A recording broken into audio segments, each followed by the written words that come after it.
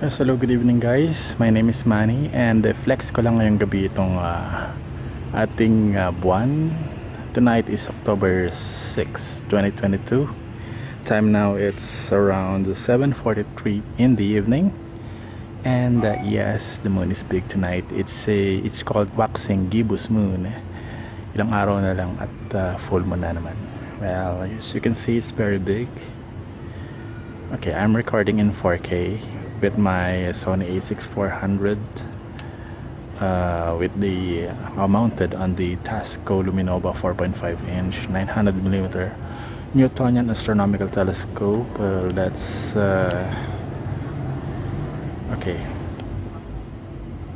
By the way, I'm using a 1.25 Barlow lens attached in between the Sony A6400 and the Tasco telescope. Kaya malaki yung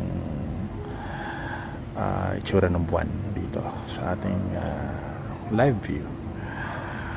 Well, I will try to crop it further since 4K naman to. I-crop natin sa editing. Okay, so we can see a closer look of the closer look of the craters.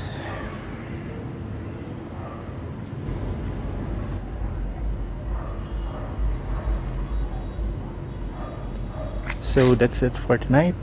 Abangan na lang natin ng full moon in the coming days, a few days from now. So that's it.